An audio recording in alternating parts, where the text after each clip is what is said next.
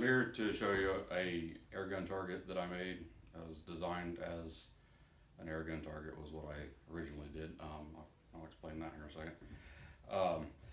It takes a 5-gallon bucket, a couple pieces of scrap 2x4, a bag, one single bag of rubber mulch, and just a 5-gallon bucket lid. I like to use the ones that have the safety seal on them. It's not broken so that it can't pop off accidentally. You just take your scrap pieces of 2x4, try to make sure it's something that's got good edges on it. Just in the center, make your mark in that center one, draw a 10-inch circle, and then if you glue them together, it's your choice, or not. Just if you don't, number them 1, 2, 3 so that they don't get flip-flopped just in case something's off center. Just cut those out, and then they fit in the bottom of the bucket. I already did this one, is the one I glued and cut. The only reason you're using this is just as a filler in the bottom of the bucket. A bag of rubber mulch just barely won't fill up a 5-gallon bucket, so this kind of fills it up so that you can pack everything in there really good. Rubber mulch is generally kept outside. Let me try to open this for you real quick. So it's usually kind of wet because of the moisture, rain, and getting on it.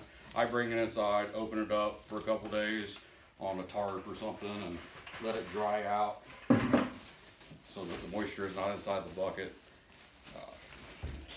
Put it in there, pull it back up.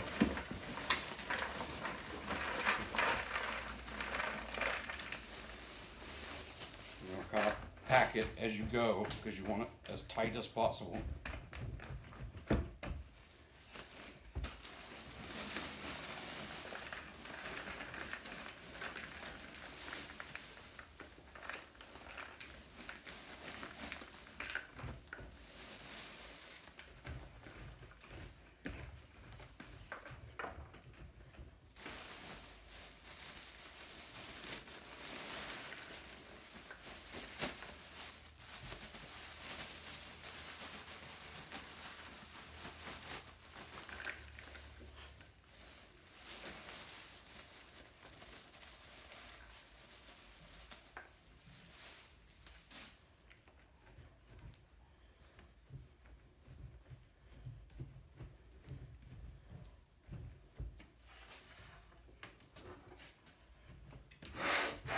You can see that this is full all the way to the top. What causes the problem is getting the lid on, but you want that because it's really tight. Just take a dead blow, beat around the edges, and lock it down.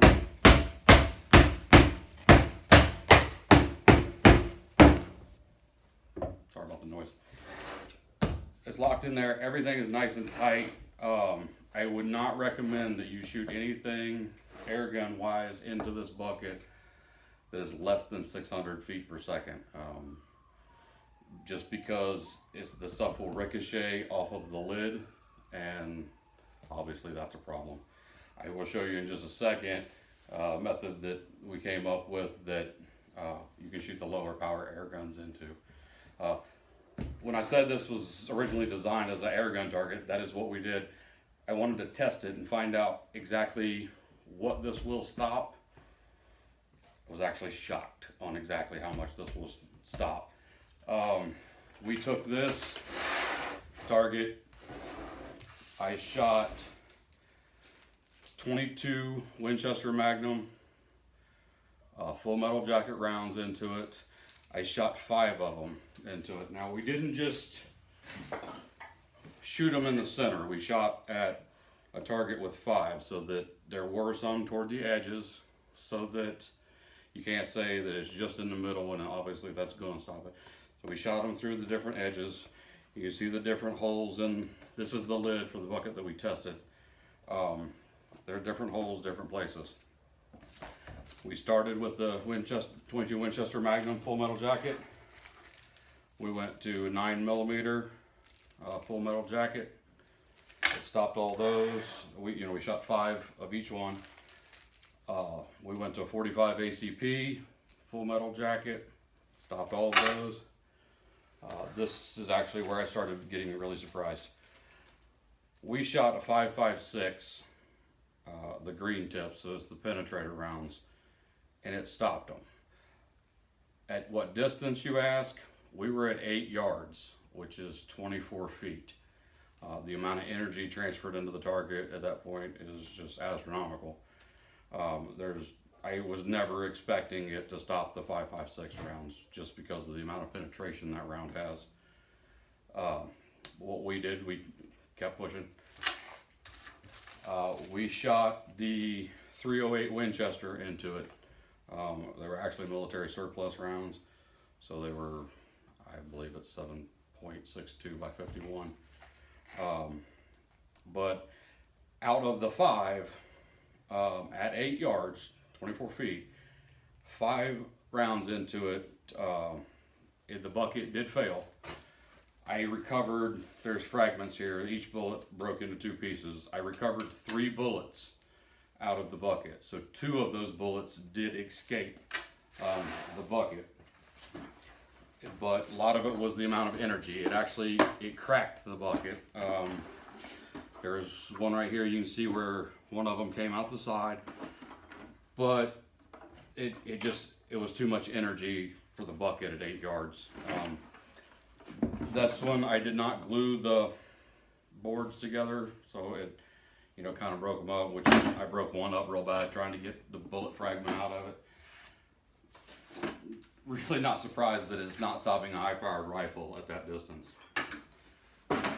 But it does stop it. It will stop any air gun you're going to shoot into it. Just make sure it's enough to penetrate the lid without ricocheting. The second one that I'll show you real quick,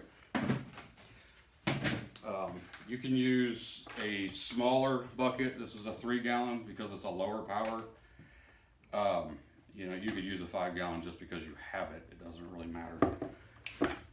What you can do is take t-shirts or rags, towels. The reason I know you can use this, I have seen archery targets that are the bag style targets have the nylon screen wire inside of them, or actual rags, like someone's quilting scraps inside of them. And those are actually bought, manufactured, $150 target. That's what's inside of it. If you take these and pack them in there really good to make it as dense as possible,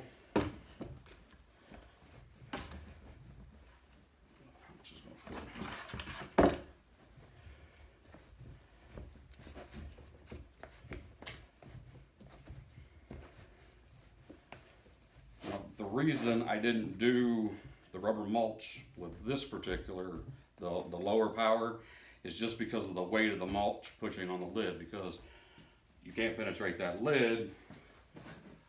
But what you can do is if you cut the ring out, now a lot of these come with a rubber seal in there, you don't have to take that out. Take a t-shirt, or you can use the landscaping fabric. I would use the more fabric stuff, the plastic burlap, something like that. Just lay it over top of it, stretch it out, put your ring on there, and then the same with the dead blow. I don't want to go.